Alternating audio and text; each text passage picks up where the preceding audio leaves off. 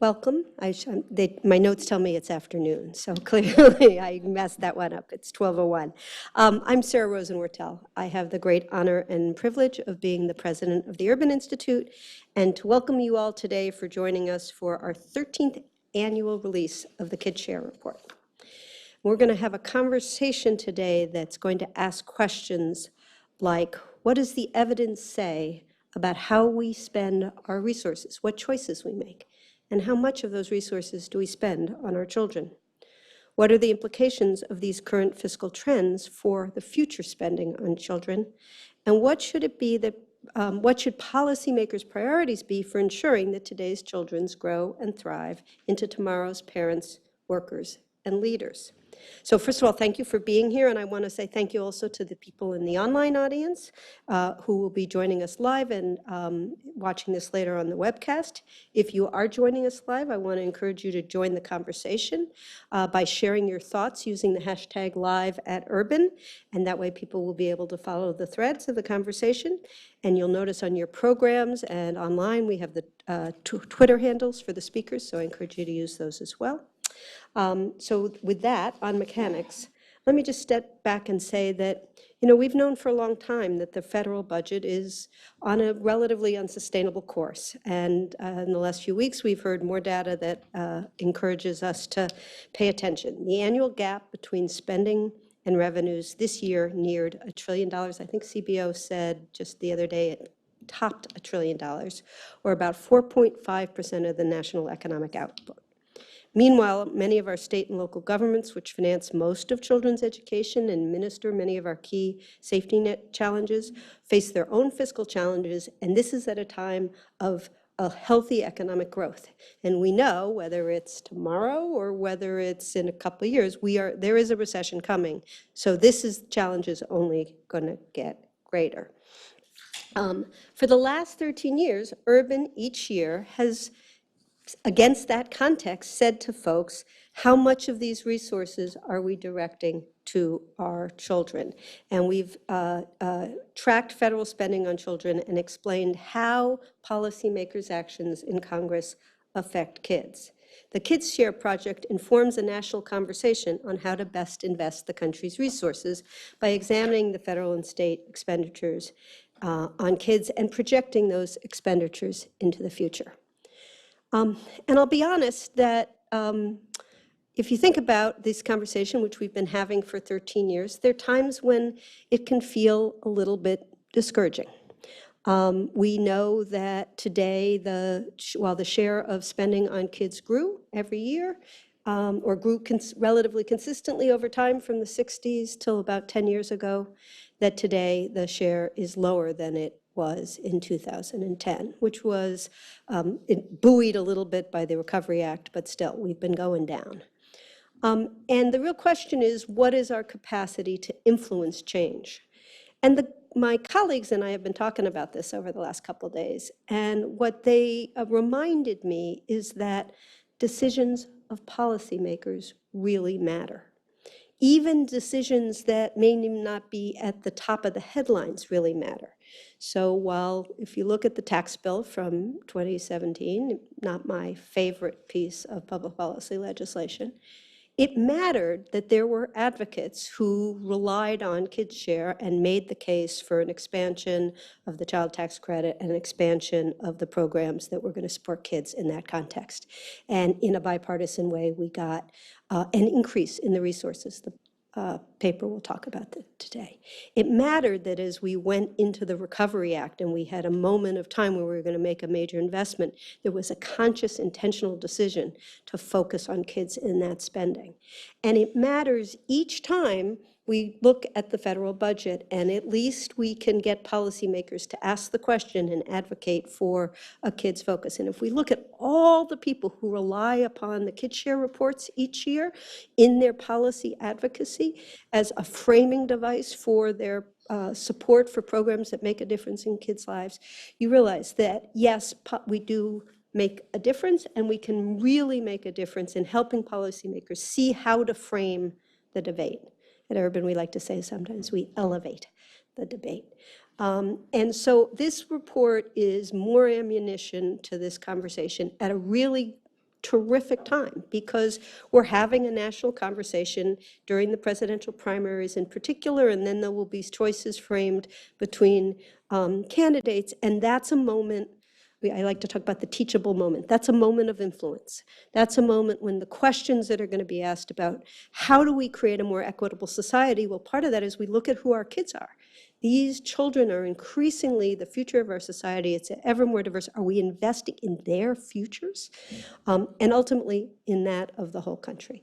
So this is a great time for us to be talking about KidShare, and I'm really glad that you could be here and that this work is coming into this conversation at just this time. Because this is kind of what we like to do at the Urban Institute. We believe that facts, data, and evidence matter because they help us to understand the pressures we're on and the choices that we face. And we think that by illuminating how investments in our young people make a difference, we can help to encourage better decision-making going forward. We've got a great panel that includes experts whose career has been devoted to the importance of investing in kids' health, safety, and well-being, as well as experts on the rather complicated set of budget process and spending choices that are made in the federal government and around the country that lead to this essentially statement of our values through our fiscal spending. The panel will be moderated by Heather Hahn, a senior fellow here at the Urban Institute, and she'll be joined by Jennifer Brooks, an independent social impact investor, Indi Duda Gupta, co-executive director of the Georgetown Center on Poverty and Inequality, and Maddie Quinn, a veteran from Governing Magazine, as well as Urban Institute's own Institute Fellow, Jean Sturley. Jean has been, in many ways, all of our tutors in understanding the relationship between a set of what seems sometimes like almost mechanical process choices and the real way that they imprint on the future of our country's lives. Before we turn to the panel, I want to say thank you to those who helped make today possible. Really appreciate the Annie Casey Foundation and the Pete Peterson Foundation for their support for this work and for their commitment to this set of issues about how our spending reflects on our values.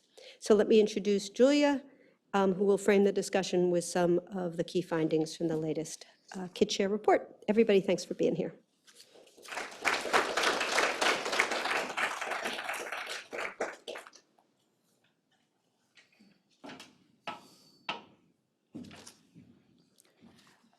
Thank you, Sarah. And I welcome the opportunity to share some highlights from KidShare to set the stage for the panel discussion. Oh, clicker, maybe this does it.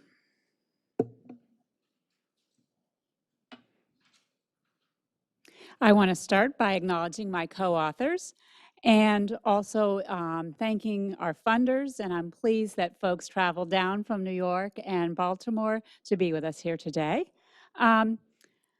My talk is going to be divided into three sections. First, I'm going to look at the recent trends and expenditures on children, focusing on federal expenditures, but with one slide touching on state and local.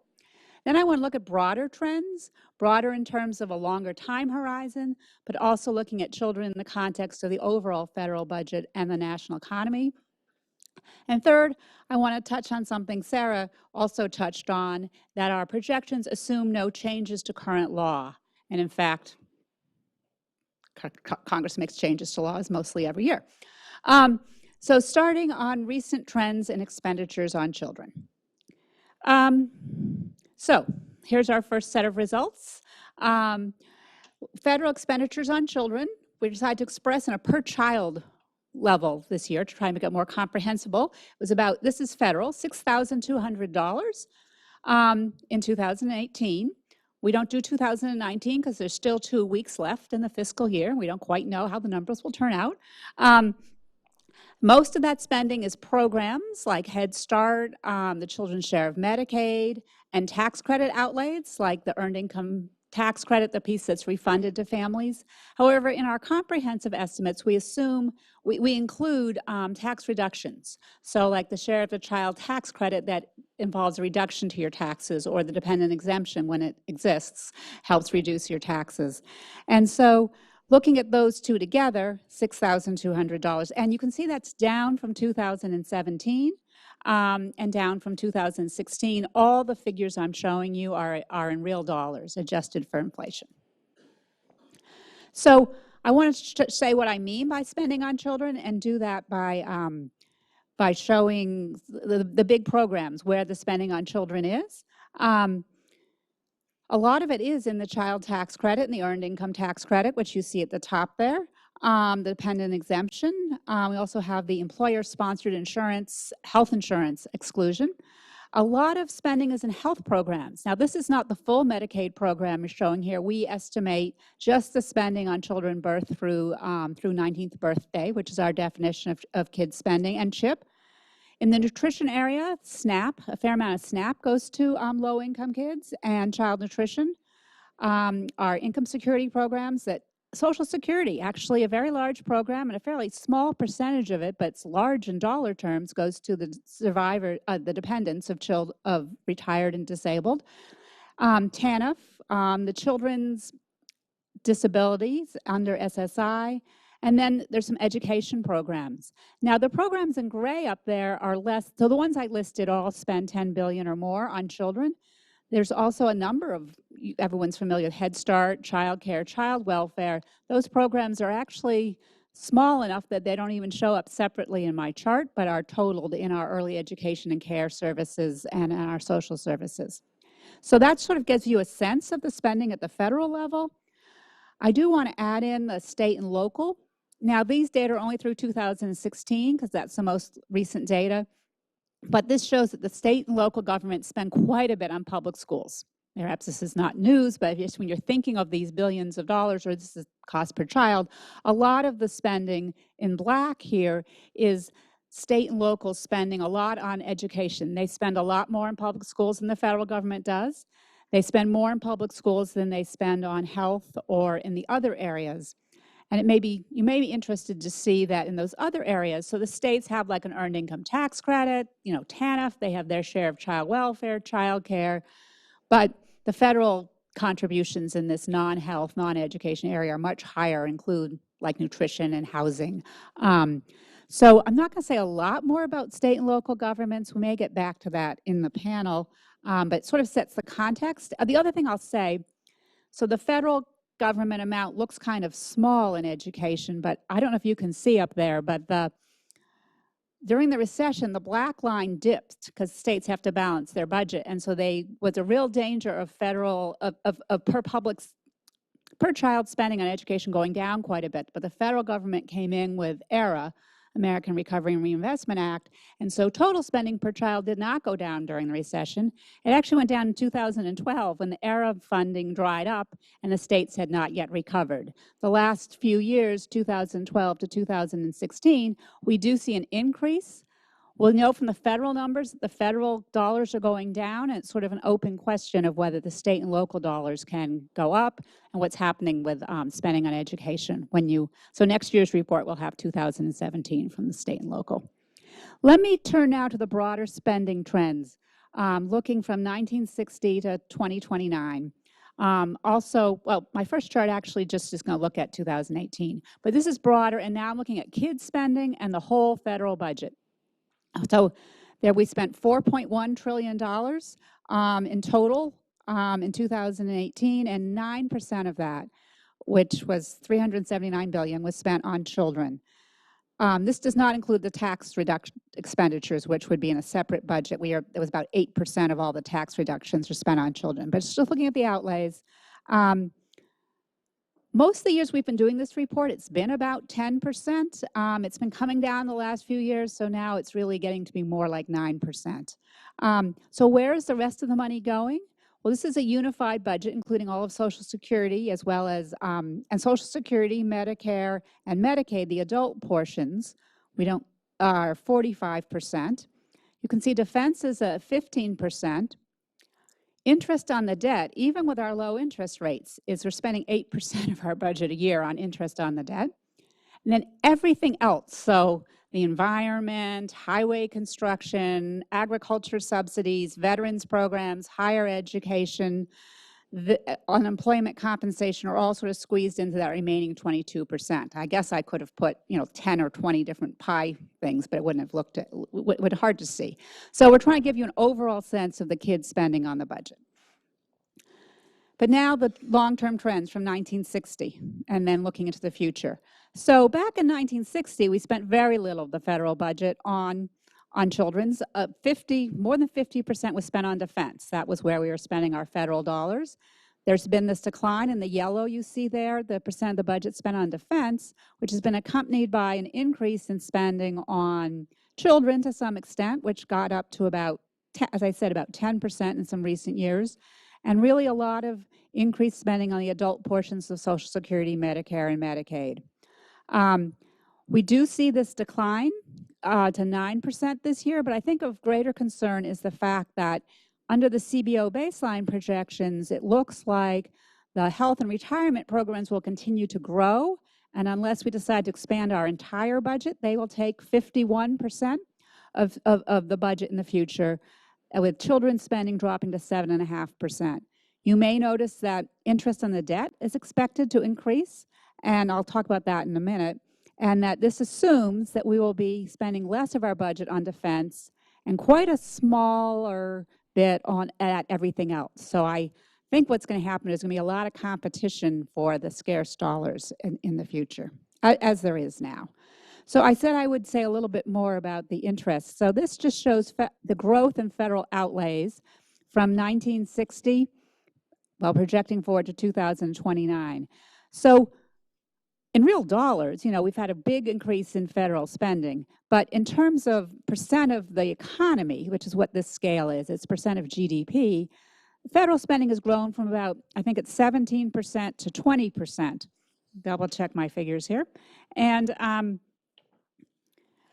it's projected to continue growing in the future to 22.5%. So we're having a growing share of our economy spent on the federal government, but the percent going to public investments in kids is on the federal side is going down, as you can see from that sort of small blue line. But it's small compared to the total spending.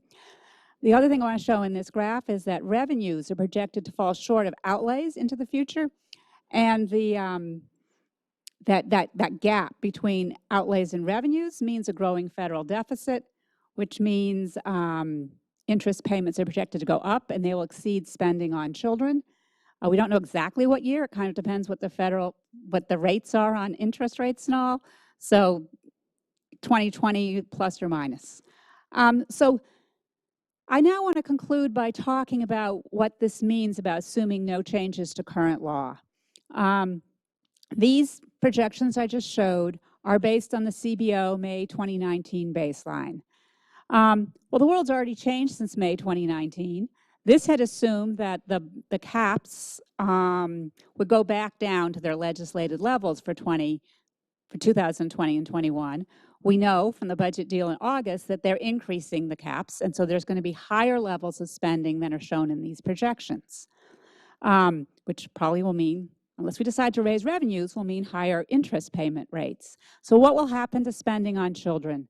Well, we don't know, but we know that there's decisions being made all the time that affect spending on children. And so I want to share something.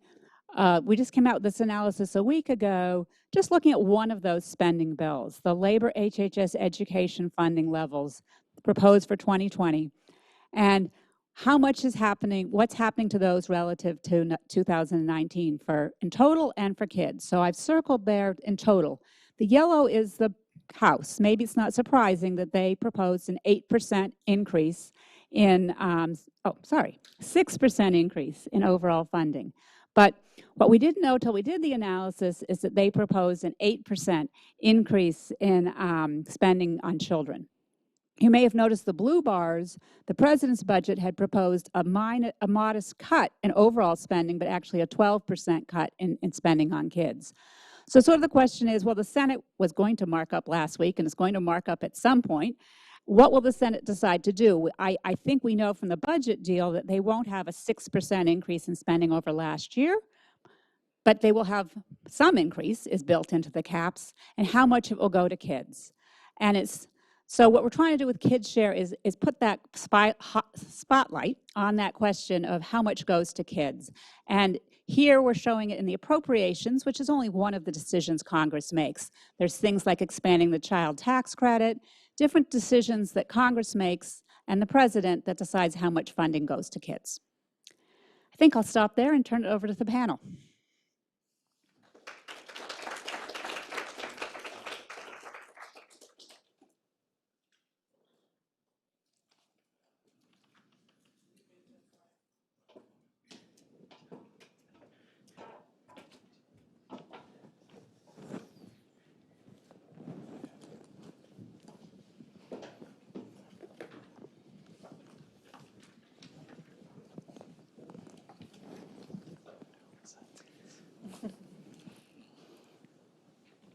We're all situated? All right. So thank you, Julia, for the overview of our brand new KidShare report. And thanks to all of you for joining us today here in the room and for those of you joining on the webcast. As Sarah Rosen-Wortel said at the beginning, we encourage you to try to amplify the discussion by using the conversation hashtag #LiveAtUrban. But I first want to welcome our panelists. So I'm really excited about this group of people because they each bring different perspectives from each other, but they also each have had really interesting careers where they've had different roles over time. And so they have multiple perspectives themselves from those various roles. To my left is Jennifer Brooks. Jennifer advises and supports philanthropy, nonprofits, and governments on using evaluation, metrics, and evidence-based practice to strengthen the impact of programs for children and families. So you see why we put her on this panel? I mean,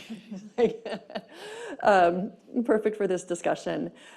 She has had roles with the Bill and Melinda Gates Foundation, the National Governors Association, the National Academy of Sciences, and others. Indavardetta Gupta is the co-executive director at the Georgetown Center on Poverty and Inequality, where he leads work to develop and advance ideas for reducing domestic poverty and economic inequality, with particular attention to gender and racial equality. He has had roles leading strategic initiatives for major philanthropies, children's groups, and workers' organizations. He's served as senior policy advisor at the Center on Budget and Policy Priorities and as a professional staff member on the House Ways and Means Committee. Maddie Quinn is a health policy journalist and writer, focusing extensively on health disparities and the social safety net.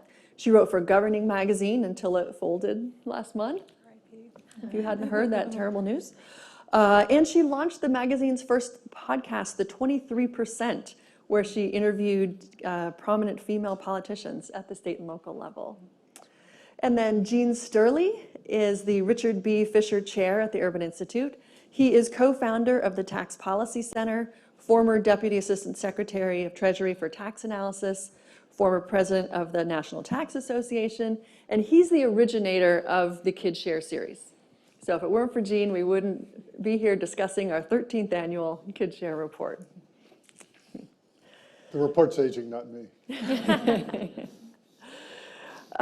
So, you know, as Sarah said in her opening remarks, the presidential campaigns are underway. We're having the Democratic primary debates. But then there are also congressional elections.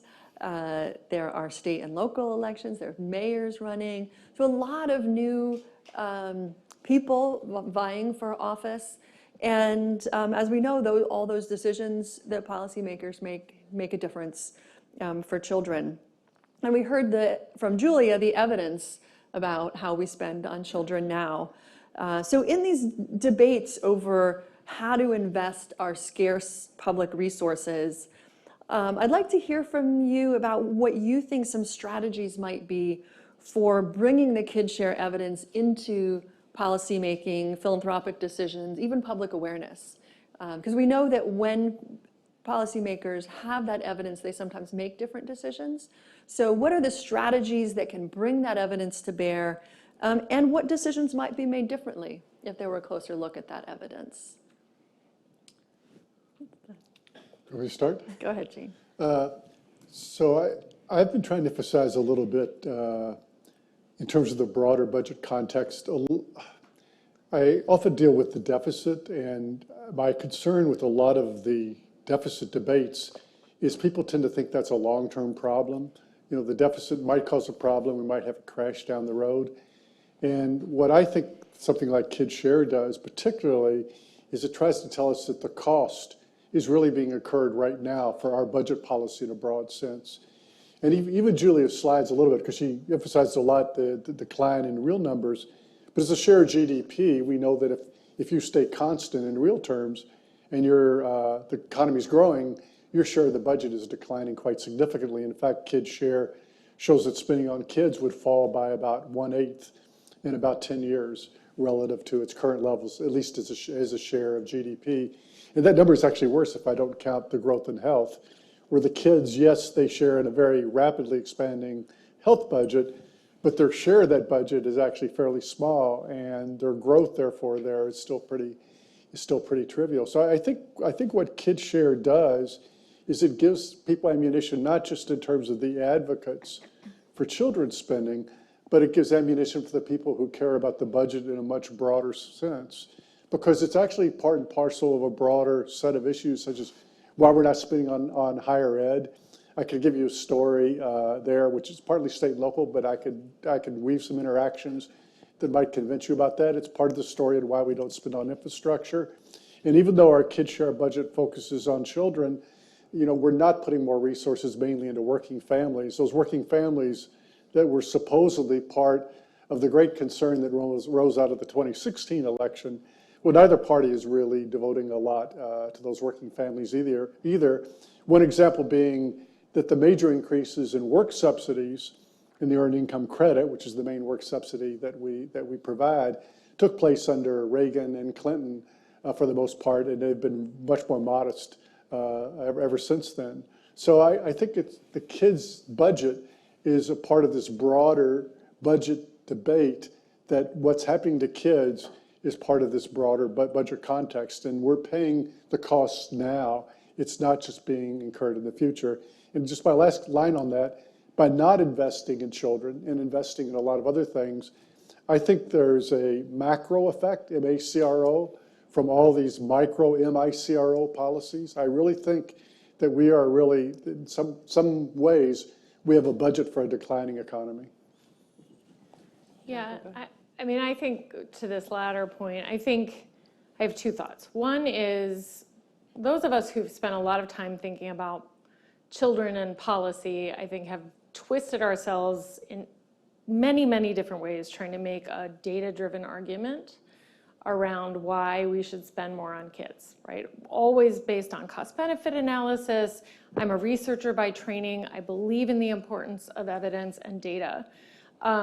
At the same time, I think that pie chart you showed, Julia, is where it's at, right? I mean, that where children's spending falls in relation to everything else we spend on, I think it's a value statement. And we need to make that clear, and we need to lift that up.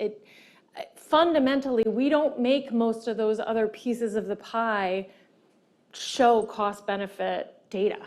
They don't have to show that they're cost effective in order to get funding, right? We value things, and so we fund them. We value taking care of the elderly, and so we fund it. We value military families, and so we fund it. We don't value children, and we really don't value families. So, because we might fund children, we definitely won't fund families. So one, I think we have to, as a scientist, I want to cling to the data, but as a human being and frankly a realist at this point, I think we have to recognize that this argument isn't about data. It's about values, and we have to hold people accountable for it. You say you want to be a country that's good for families, prove it. You put your money where your mouth is. On the second point, my second point is actually that I think it's worth tying this to the conversation that's going on actually surprisingly across the spectrum on inequality. And I do think there is more concern from lots of different political views right now about inequality in this country. And poverty is fundamentally a story about children. And so I would direct people and connect it to this report from the National Academy of Sciences on a roadmap to reducing poverty, which is reducing child poverty, which talks about the effect child poverty has on children, the effectiveness of some of these very same programs, EITC, SNAP, on helping get kids out of poverty, on promoting well-being for children in childhood and also through adulthood, and then explores options for reducing child poverty. They were given the task of trying to identify policy options for cutting child poverty in half over a 10-year period, which they also know that Tony Blair was able to do in 1999 over a 9-year period in England. So this is not something that can't be done. It is a values thing. We need the will to do it. And I think we got to push people on that. Yeah, Jennifer and I were talking about this in the green room a bit, and I can't speak so much to elections, but I can speak to legislative sessions, which is what I spend a good bulk of my time, what I do spend a good bulk of my time writing about. And I have found, at least anecdotally, that when issues are framed around, when the lobbyists and the activists are, at the state houses screaming and, trying to make their cases for things, because it matters on how you frame things, right? When things were framed around children, just children, I found that it was much more likely to sway lawmakers to pass a bill or to allocate something in the budget. But when you frame it around families, it's much less likely because it's, the parents' fault that that they're in the situation that they're in. So I think framing things around children tends to have far more of an impact than framing it around families. And I have, some anecdotal examples of that. And I think kind of the one that I think really stands out for me is the issue of infant mortality versus maternal mortality. When people are talking about dead babies, I've noticed that it's much more bipartisan. Things are much more likely to get done on the state level. But when we're talking about dead women giving birth, I've noticed that there's been kind of a real dearth of actual policies and money allocated towards that. So again, babies versus families, or children versus families. That's really interesting. Yeah. Jump in. So first, thanks, Julia, Heather, Jean, Sarah, the Urban Institute. It was funny, and thanks to my colleague Sophie Kahn, who's here, and Funke Adironu, who helped me prepare. But it's funny, when I was preparing and sort of reading the latest version of this report, every time I was researching something, I was just coming up with another urban source. So it was just like this endless circle of urban sources. But I would say that just a few points I want to emphasize here. One, I'm going to be a little more hopeful than Jean.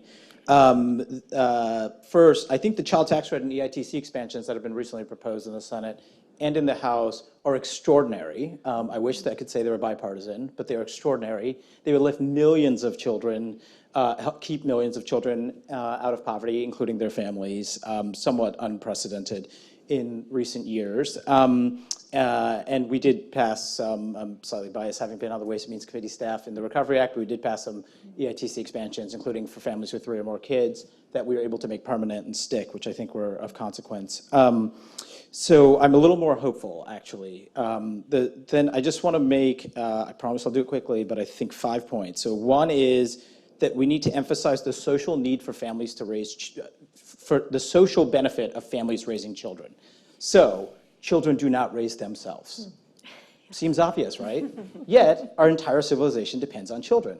So I think that it's very, very important to use this sort of data and to frame it in a way that we explain that literally everyone depends on the fact that there are families who are raising children.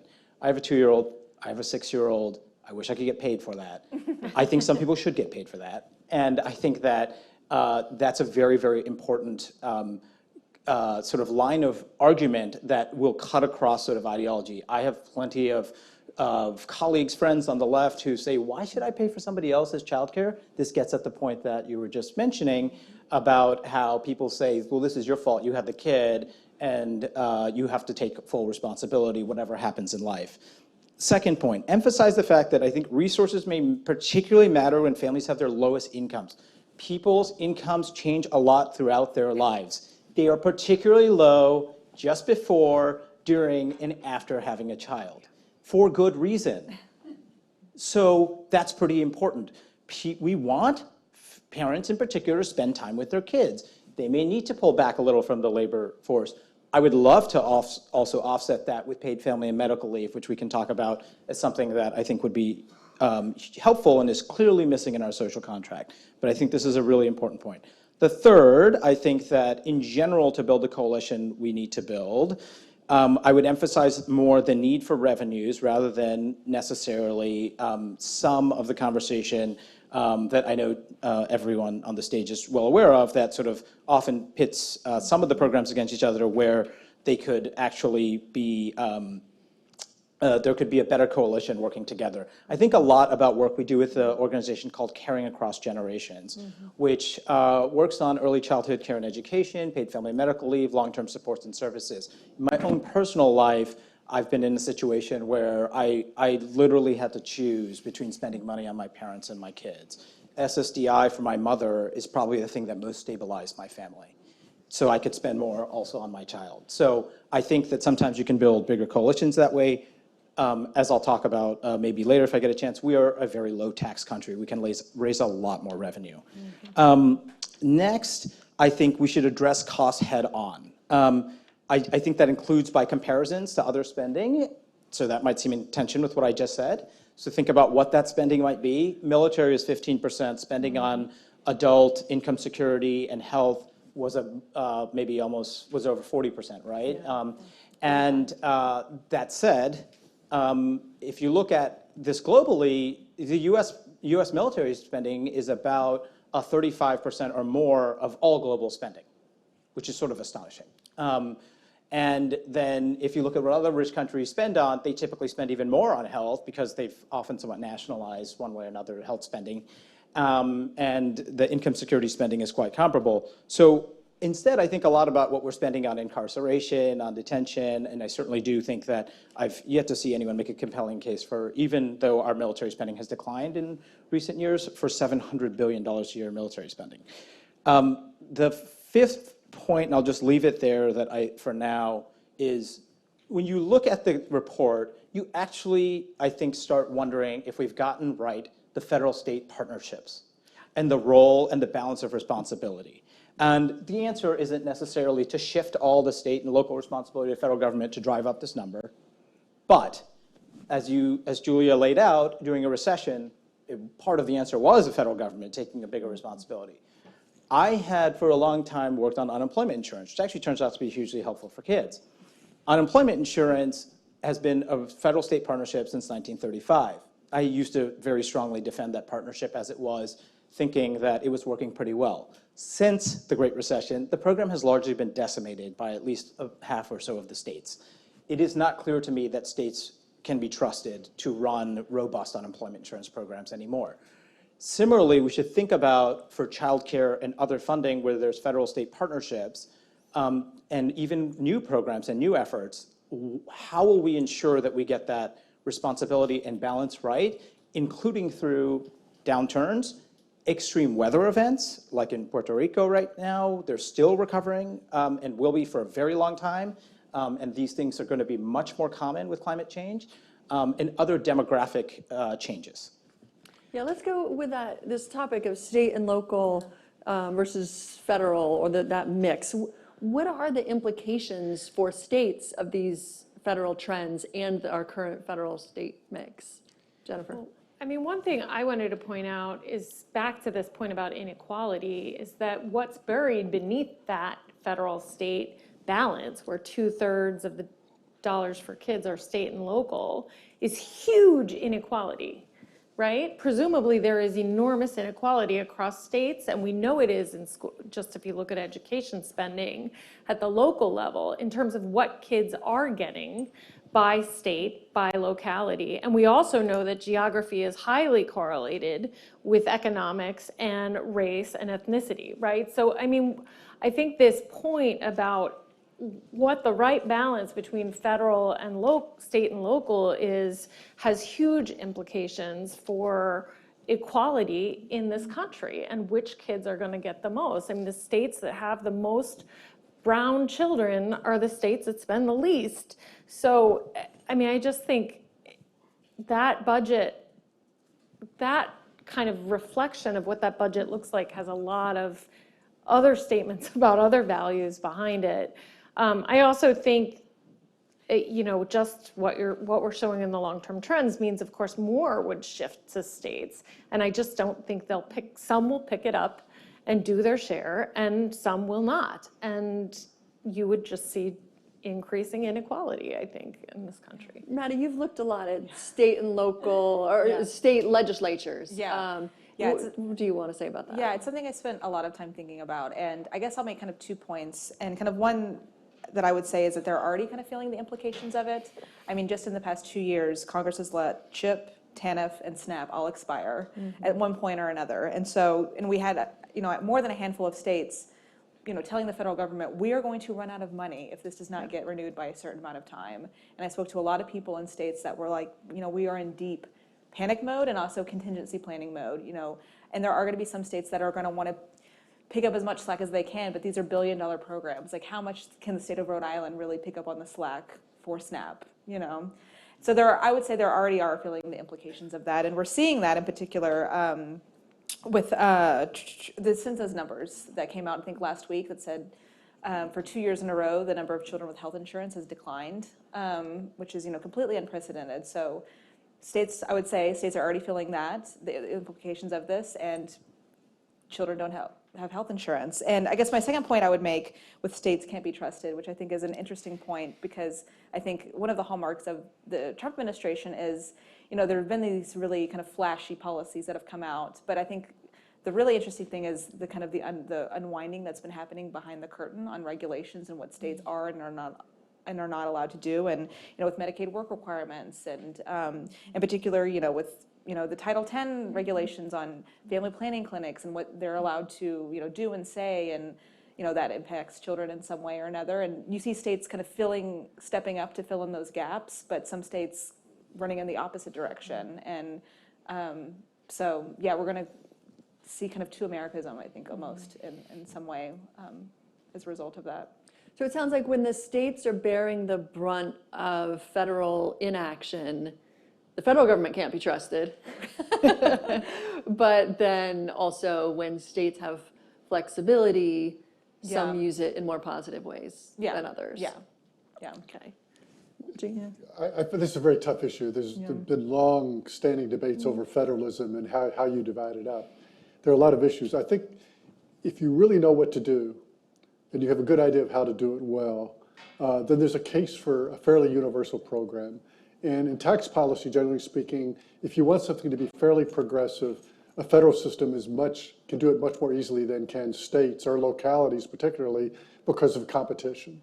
So the more local you get, the more the competition, the geographical competition, sort of detracts from your ability to have major progressivity. I say that on the tax side because most progressivity is achieved on the spending side, particularly at the state and local level, as opposed to on the tax side. We could debate how progressive the tax system should be, but even if you have a flat tax, most spending tends to give more to low-income people, not all, than it does to higher-income people. And so therefore, even a flat tax, even an alcohol tax, which might be regressive at one level, thought of as a tax, time you take into account the additional spending it sponsors, it might be progressive. But the feds could be the most progressive.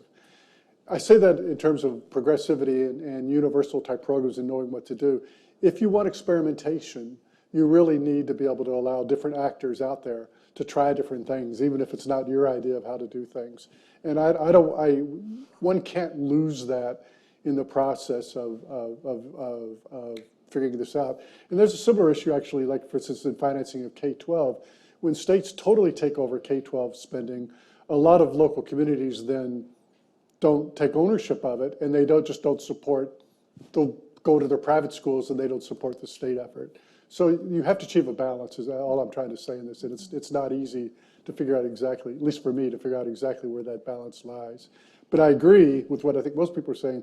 If you're really worried about helping poor people, it's generally speaking the federal government that's come in, particularly when it comes to kids and financing the money. And that was shown in Julia's charts earlier, in terms of which showed where the federal spending was going. I want to ask a question more about the practical implications too, about what are the practical implications of the decline in spending on children that we're seeing, and what should the priorities be? If you were advising candidates at state level or federal level, what should their priorities be for ensuring that today's children grow to be contributing members of our workforce and such in the future? One thing I think is going to be an unfortunate practical implication is that families are going to pick up a lot more of the burden, and they've already got a lot of the burden. And I think to your point earlier, it's the youngest families with the youngest children who have the least dollars and are most at risk, and their children are the most at risk, and we really don't have a lot for those families. And at the same time, poverty is most problematic for the youngest children, right? It has its biggest impact on kids when they're young.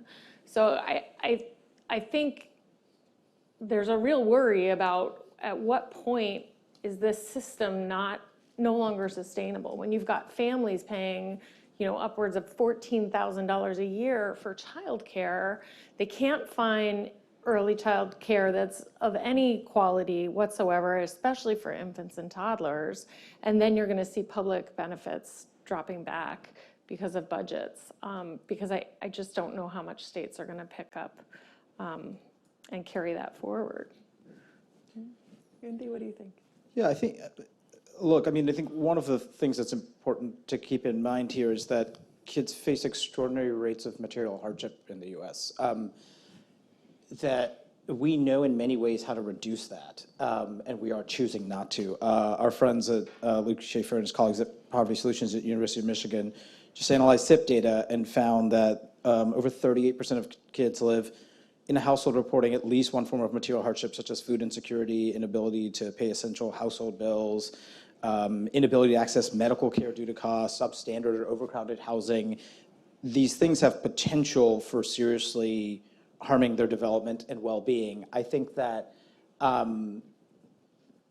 we absolutely have opportunities throughout a child's life at any stage to help them, to support them. In fact, probably, cost beneficial opportunities. The way I think about it is we fail kids at every stage of their life, so we can probably help them at every stage of their life, basically. And I think that there are serious consequences for, as we know, the flip side of some of the powerful research showing long-term positive effects of Medicaid on high school completion, of SNAP and chronic health incidence reduction. We know that these sort of public investments or these public spending and programs have serious payoff that will mean that not only will the economy be stronger, people will have more freedom and control over forming families, over generally their lives, and that will be beneficial for the whole country. I think that Jean is better equipped probably to talk about some of this, but we're still an aging society. We're going to depend very heavily on a new generation of folks to somehow do things like reverse the slowing of economic growth for the last, couple decades, which is really hard to do when population's not growing. Part of the answer might have been immigration, but I mean, if you want to think about a group of kids that's really been hit hard, it would be immigrant kids, where, actually it was urban research that showed that maybe it's 1 in 7 families with immigrants already have been reluctant to apply for public benefits as a result of some of the fear. So I think we're at best being penny wise and pound foolish, and somehow probably even worse than that. Yeah, I mean, I guess I would really echo what you were saying about, we know what actually will make families thrive. We're just not doing that.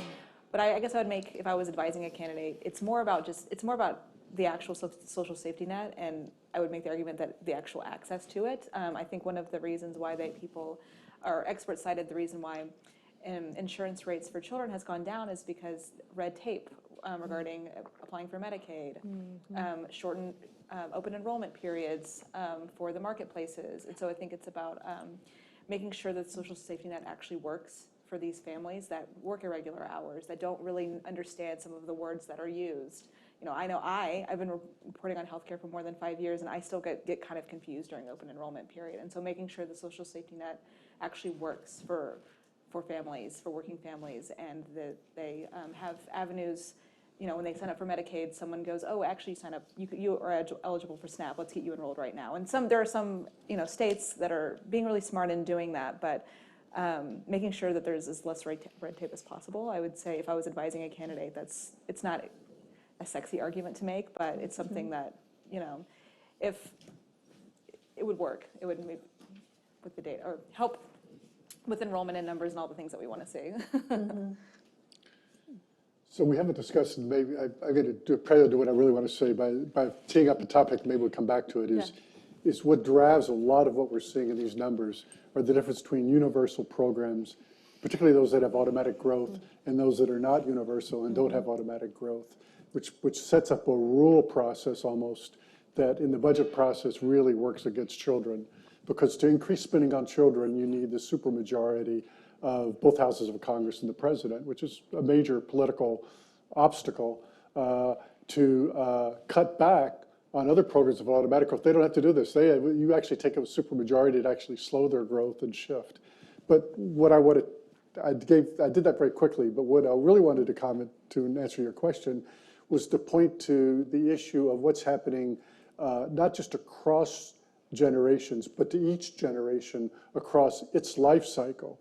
So we have a budget that more and more is telling young people, particularly those millennials in the audience here, that while you're young, we're not going to support you a lot, particularly not going to support you if you have children early. We've cut way back on support if you want to buy housing or anything else like that.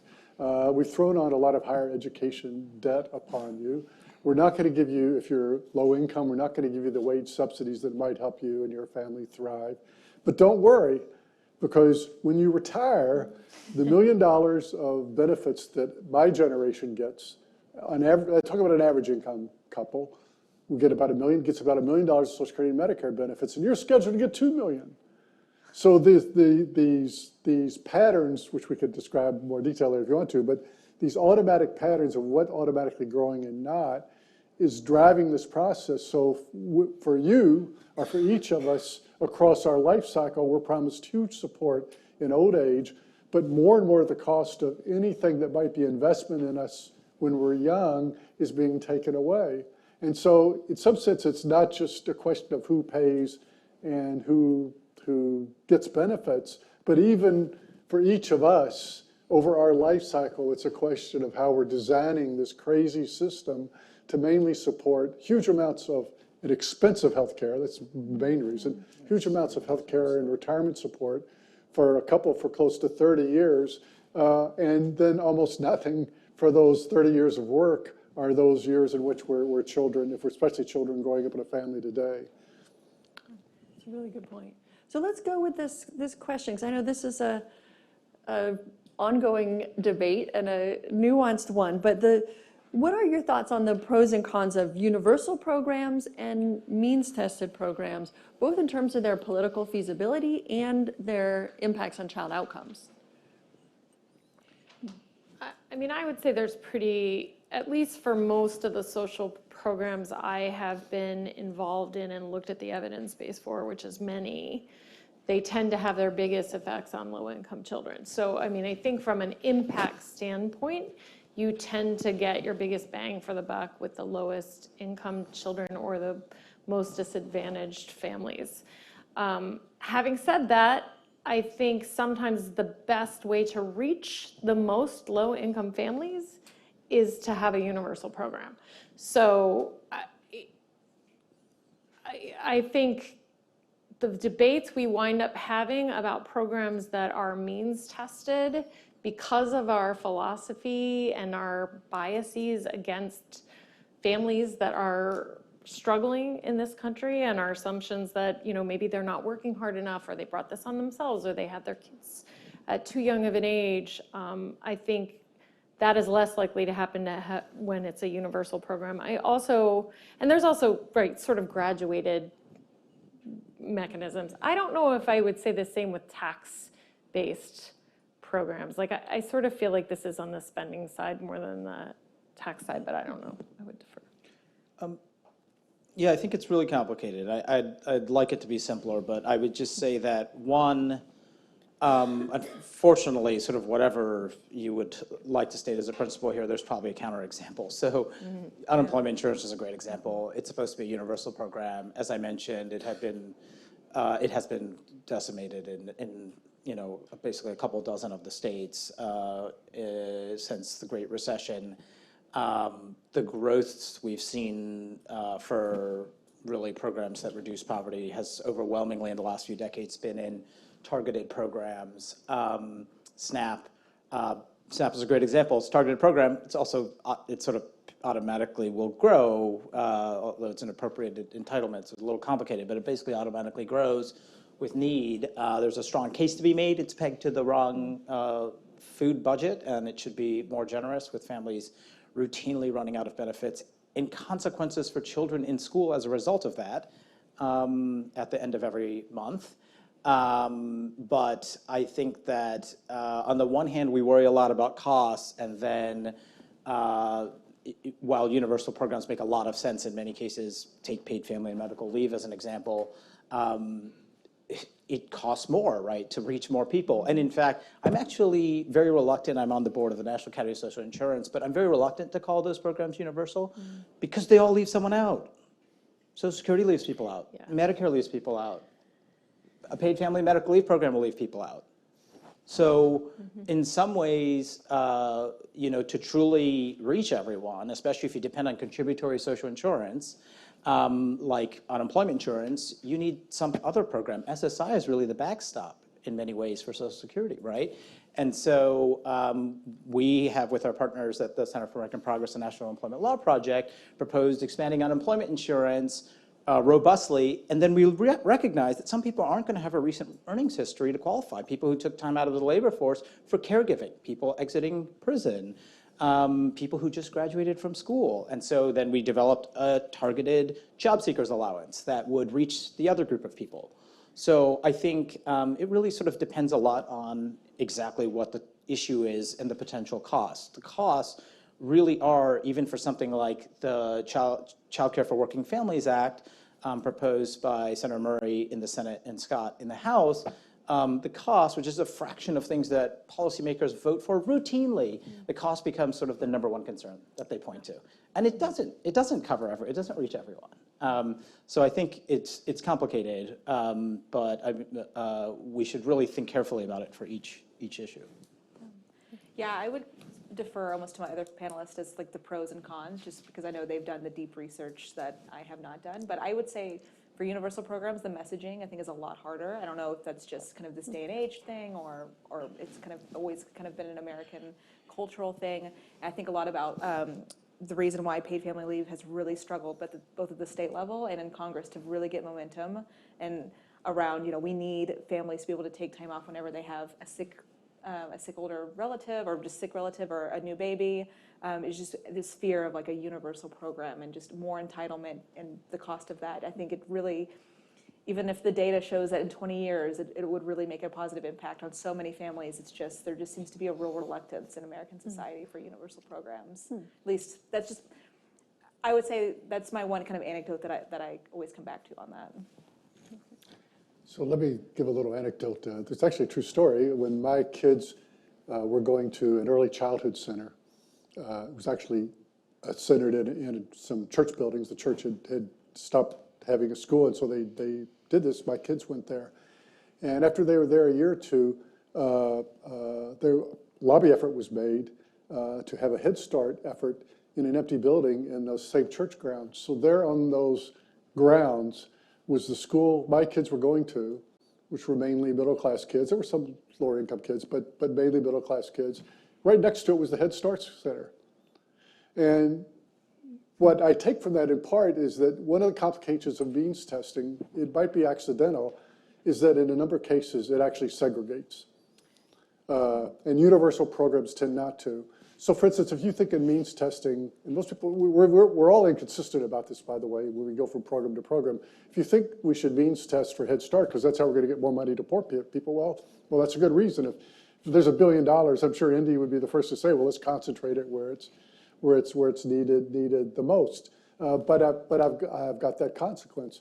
However, if you really believe that we should means test for early childhood, why don't we means test for K-12?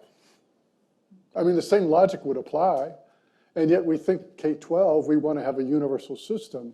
What we need in K-12 is a much greater concentration of resources. And I don't necessarily want to cut back on how much we fund for the middle class kids, but we need a much greater concentration of resources on that half of children, or 40% or whatever it's going to be, who aren't at the end of the day going to go to college, or at least graduate from college. You know, we need apprenticeships, we need much better programs for them, because a lot of them go there, they're not enticed, they're not, you know, and I'm thinking about, okay, if I'm a C- student, how much thrill do I get about the teacher saying, well, I can raise you to a C, you know, while my colleagues here are all getting Bs or As or something. You know, it's not much of an enticement. So I think the goal in something like education has to be universal. It has to be, we want to raise everybody to their maximum potential. And if you accept that goal, you would end up spending more on the people with the greatest needs, right? In any case. So one other piece of this story that I don't want to take too much time is I work a lot on taxes. And when we talk about the case for subsidizing business investment or keeping taxes low, we don't say, well, we're only going to subsidize the low income business, because we know that as a society, when we invest in people, we get a return that can or should work its way through our society as a whole. And I think that way, in terms of, particularly if we're talking about the investment side of this equation, not the minimum levels of say, health or housing you need, but we're talking about investing in people. There's nothing wrong with investing in people across the board. And the way to collect the money on that investment, in my view, is through the tax system. We don't need, even in higher ed, we don't need to worry about having all these little tax systems within every spending program, and that's what it is when you means test. You're putting a tax system in every one of these programs. Just have a good regular income tax. You'll collect from the higher income people down the road if you're trying to invest in people. So in that sense, I'm in favor of a universal program. Concentrate your resources on where the needs are the greatest, but don't fail to invest in everyone to try to help them reach their potential. Indy, it looked like you. I thought Something you Gene was wanna say? endorsing a UBI. I'm not sure. You going to come out? So I didn't go there, but I wrote a little piece on that. My main problem with UBI is that it dodges the whole issue of work. I think there's a danger in dropping work from the equation. But if you talk about a UBI for workers, I'd be pretty close. Interesting. So, you know, there are some candidates talking about about that and not. So let's bring it back to the elections again. And how could kids be a bigger focus in the election? First of all, to what extent do you feel like they are, either rhetorically or substantively? Are children part of the discussion? And how could children, and particularly investments in children, be a more central part of the discussions? I'll say a little bit. I mean, I think they're not as much a part of the discussion as they should be, but I will say that we're seeing it increasingly in the climate conversation. I've gotten more inquiries about addressing the gutting of cash assistance in the '96 welfare law than ever before. Part of that is probably generational change. Part of it is the racial equity focus of some of the candidates on at least the Democratic side, and the fact that, actually Heather's research has demonstrated that some of the states that are the least generous have the largest African-American shares of their population. But I will just say a few other things. I'm thinking a lot back to some of the small changes we made in the Unemployment Insurance Modernization Act that was in the Recovery Act. And just, I mean, sort of three main quick final points for me. Candidates and who we elect matter a lot. I have advised campaigns where we've gotten polling that showed some issue like expanding childcare funding for kids did not poll very well compared to lots of other things. And the candidate didn't care and still pushed for it. We've done things, it's not just about the elected, it's also about the staff. We did things in the Modernization Act where we encourage states to develop a dependent allowance for unemployment insurance. The reality is that was largely a staff-driven, sort of decision that obviously was approved by members. I think we should, so the first point, who we elect and candidates matter. Second one, I think we should seriously consider lowering the voting age. So I don't know if that's come up, but I think we should seriously consider that. There's nothing really that precludes that, especially at the state and local level. It could be easily done. And then the third one, I actually don't know if other countries have sort of done this, but we should think about also potentially empowering guardians of kids with potentially extra voting power or other power in general. Because I think that in the US in particular, people are just very responsive through the primary process to activists and people who often have the time and capacity to be in that role. And then in the general election, we know our voting patterns, especially by age, they've been quite durable as such, and by income, socioeconomic status, by education. This isn't the case everywhere in the world, but it's something that I think is sort of fundamentally holding us back from making a whole set of social policy decisions that would be far more sound, especially for kids. Really interesting. So yeah, I would say gun reform has also been something that the messaging has really worked as far as children and keeping them safe in this election. Medicare for all, no matter what you feel about that, and kind of Bernie and Elizabeth Warren, and kind of in that debate, there's just sort of this consensus that at minimum people need health insurance for their families to be healthy, which I think has been an interesting kind of consensus to come to. I know Kirsten Gillibrand, who's not in the running in them anymore, but she was the one really hammering home paid family leave, and I think Elizabeth Warren said that she was going to adapt her platform just to kind of keep that momentum going. So there are some kind of instances where there are some very pro-family, pro-children policies that are being talked about. But I would also just kind of make my little plug of this election is huge, and it's going to be all we're talking, especially in DC, all we're talking and thinking about for the next year or so. But we can't, state houses and local elections really matter. And no matter who the president is, a year from now, 2 years from now, if people are on the state and local level who are willfully disregarding the data and the evidence, it doesn't matter who is in office. And just sort of something that comes to mind for me is I think there are about 8 states that have submitted waivers, don't quote me on that, but around 8 that have submitted waivers to HHS to implement work requirements on Medicaid, and they did not expand Medicaid. So we're talking people who are at minimum making the federal poverty line and attaching work to that. And all of the data shows is that would just decimate those families. And so if we have people in office that are willing to put forth proposals like that, it doesn't matter who the president is. So yes, this is an exciting election, but really keep in mind that state and local elections really matter, and to make sure that those elections, that policies impacting children and families are getting brought forth there as well. And 2/3 of all spending on children is state and local. Yeah, exactly. It goes back to our original kind of talking point. Yeah. Anybody else want to? We're about to go to Q&A, so get ready for your questions. But anybody else here who wants to comment on that? I mean, I do think you made the point about gun reform and sort of I think this point about organizing of parents. I mean, it's often moms, but it doesn't have to just be moms, but across the economic and political spectrum to really push is really important. I think when I was in philanthropy, we were often looking for advocates who represented the voices of parents, and there's only a limited number of groups out there that are really out there as parents fighting for kids in a broad sense. I mean, there are folks fighting for specific programs. There's the Children's Defense Fund, of course. I mean, but there isn't a lot of organizing going on among the broad spectrum of parents. Could I just add the footnote, though? I think the budget numbers are so bad that everything the candidates are promising, even if they include kids, don't add up.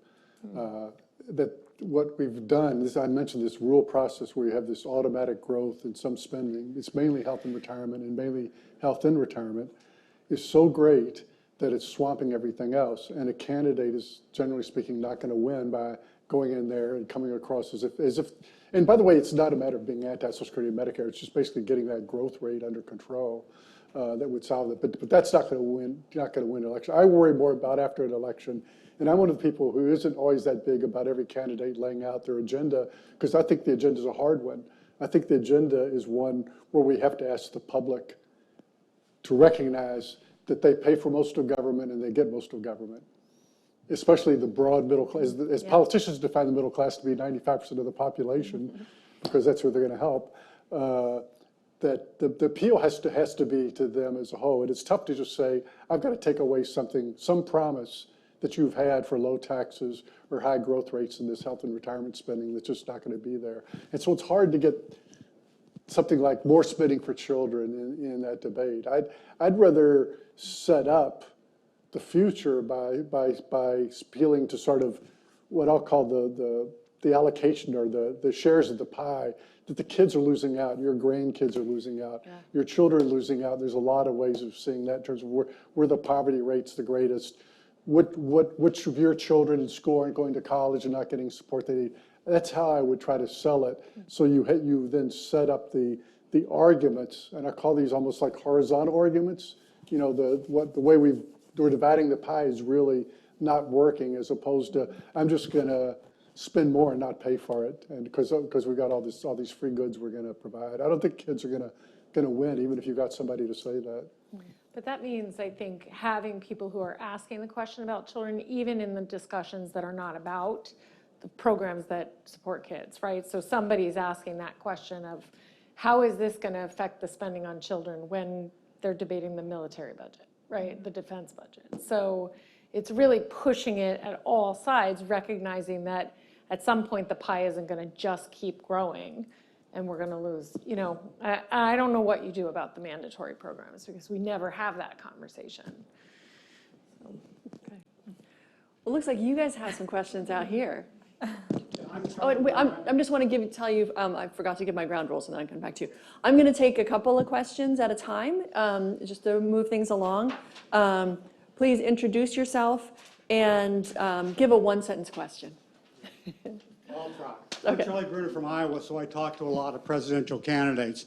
And my experience this year, as opposed to other years, is people are really eager to talk about kids' issues. They have a firmer grasp on it, and they have a more fulsome agenda around what kids need. And they recognize that parents are under-resourced, overstressed, and often not really equipped for parenting today, and they want to do something about it. And voters, we've done voter opinion polls, that the future of kids is much higher on kids' agenda. So my question to you all is how, and I think that this is a great report, and I'll put it on a treasured shelf with other great reports, some of which I've done and some of what you've done, but that doesn't necessarily get them out into the sphere of activity.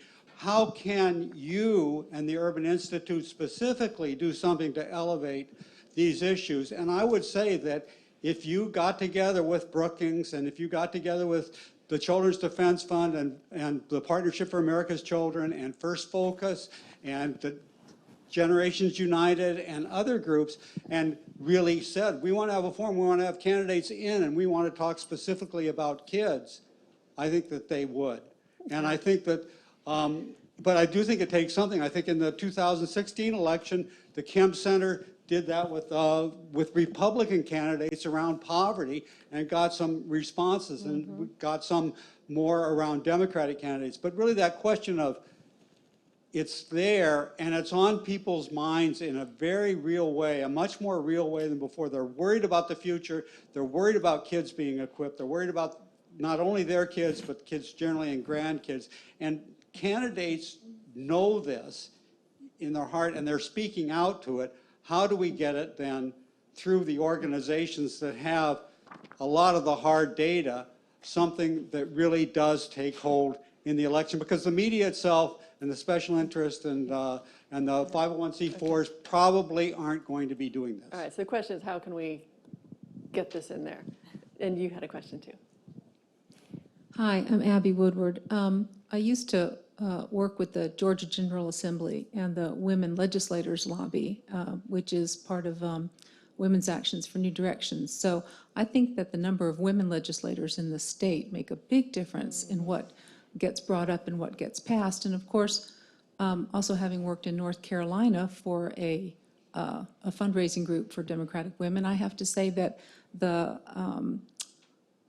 the way we draw districts affects whether we get women legislators. So I would like to know if in your 23% research, you have found that some of those southern states that spend so poorly on non-white kids also have the lowest number of women legislators, and what other correlations you found. Well, so I was just hosting a podcast where I was interviewing interesting women. I don't know if kind of more conservative states and whatnot elected, more or less women, but that's something that would be really interested to look into. Yeah, I don't know. I wish I did. That sounds really interesting. But I will say I have one anecdotal example from South Carolina where they did elect several kind of new women. They did have kind of, I think, a wave of women, and they were able to get some bipartisan stuff done around pregnancy discrimination. That's one anecdote that I have, though. I don't have the data on it, but yeah. Yeah, sure. Let me take this first. So, great question. There is some political science research showing that when women gain voting rights, basically in every country, health and education spending grows.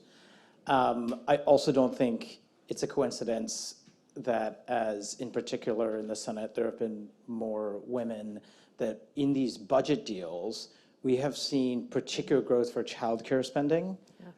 It's actually kind of astonishing. If someone had told you this was when we were going to see childcare spending grow, you would have never believed it amidst the Budget Control Act caps. But in the negotiation, yeah, so I think that's been a really big deal. Paid leave is now a much more prominent issue, likely to work its way through the House at some point in this Congress, which could be the next session. I think in part due to leadership. So I think that's part of what I was getting at, about how it sort of really matters who's elected and who runs for office. And that depends on us also encouraging people to run for office. I'm getting this out there. I mean, that's obviously a question, large part for urban, but one thing I would say is related to poverty in particular. People often don't believe we have the answers and solutions and ideas. So the more you can tie this to actual ideas that you can sort of demonstrate, and I'll turn it over to Jennifer, the more you can tie it to that. When campaigns sort of come to folks in civil society for help, they want policy ideas. And they want to believe that they're going to work and they can sell them and convince people too. But that's the main thing, I would say. I was going to say the same. I was going to say, I mean, I love this idea, and I think if Urban could partner, because I do know that the committee that produced this report is doing some work with Congress, is going around on the Hill as well. I think putting these two things together would be a really powerful discussion, because they do conduct analysis of different policy options and what would the benefit be in terms of reductions in child poverty. I mean, I do think there is a risk sometimes of only focusing on poverty when we're talking about kids, but I also think like those are the kids who are most at risk.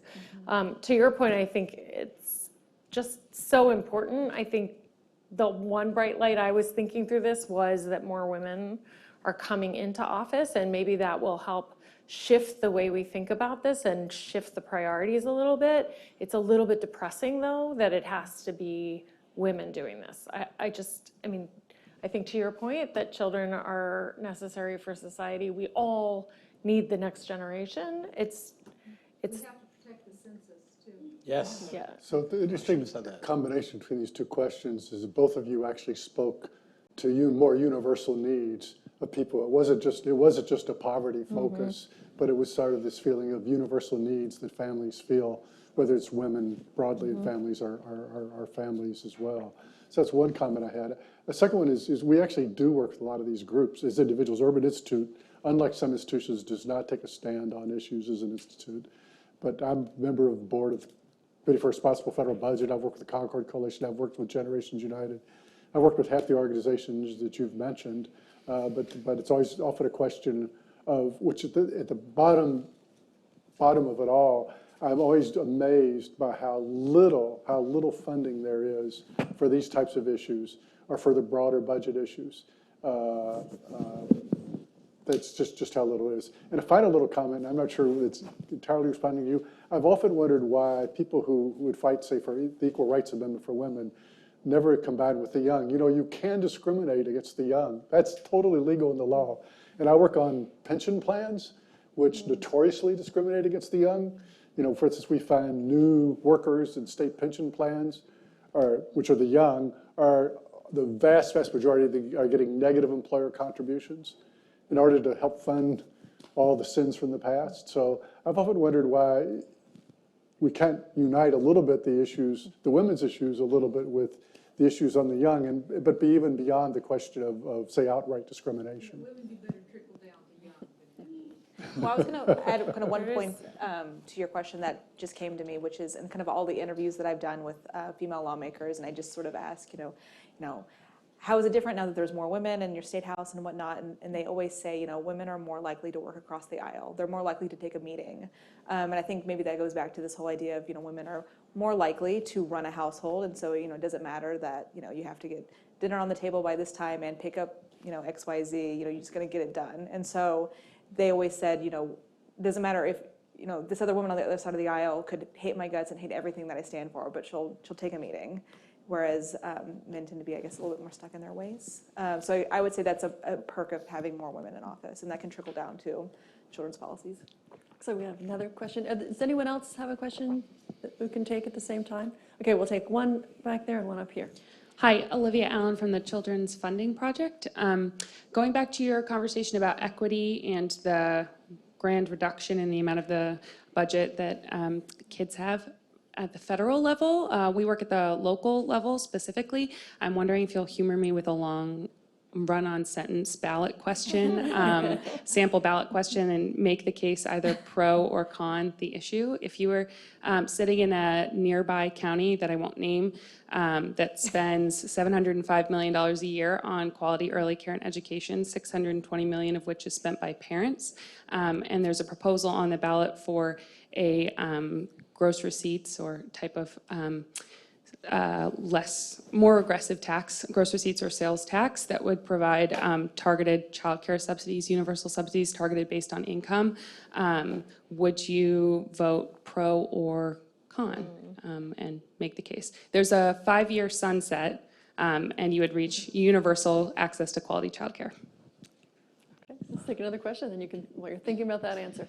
Yeah, so hi, Henry Watson. I'm a PhD student at Georgetown, and I think the thing that I'm sort of grappling here is that there's only so much in this pie. Sort of if there's more to be spent on one area, so there either needs to be cuts in another area or there needs to be a raise in taxes.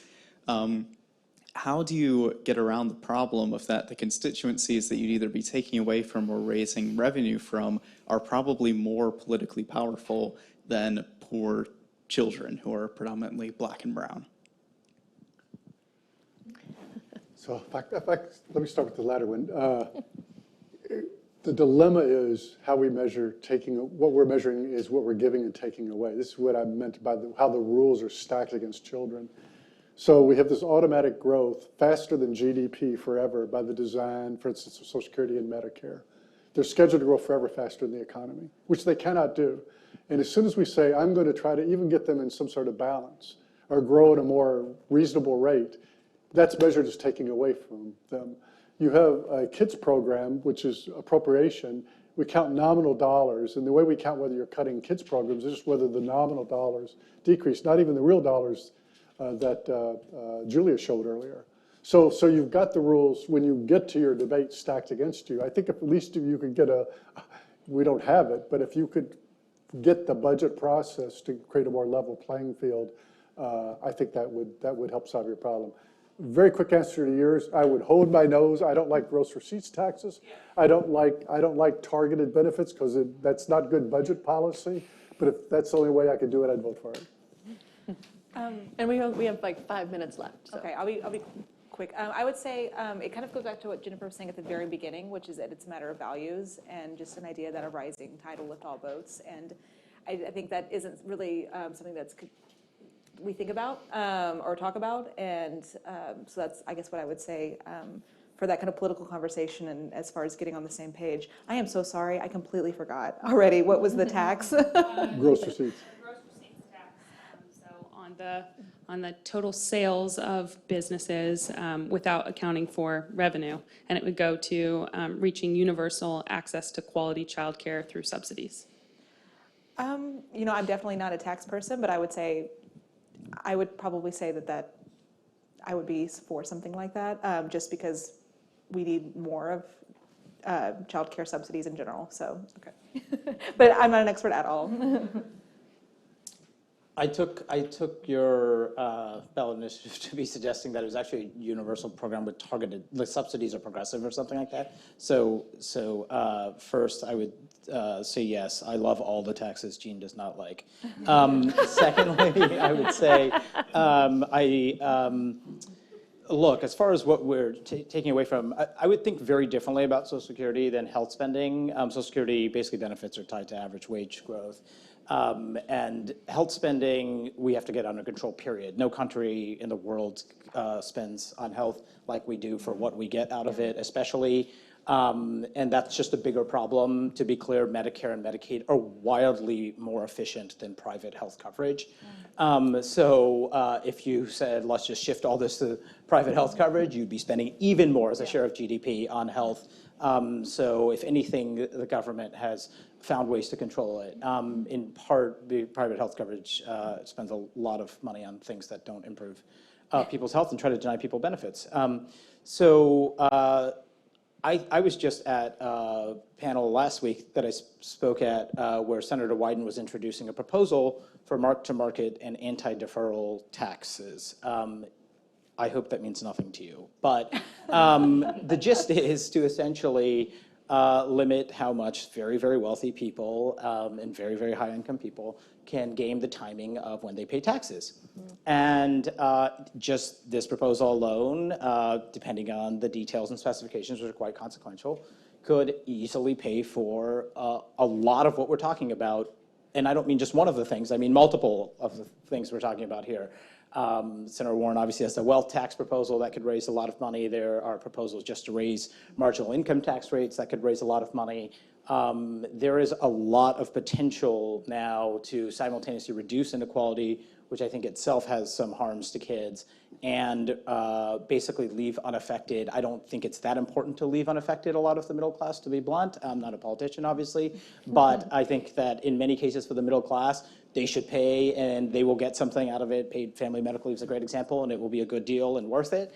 But I think there's a lot of potential to sort of address inequality and sort of fund the priorities that we have. That's not easy, as you said. The wealthy are often the most well-connected and the most influential, but their numbers are what they are. So it obviously can't happen. If I had the answer to your question, I don't think we'd be sitting here. I think, I'm optimistic, though, that I don't know.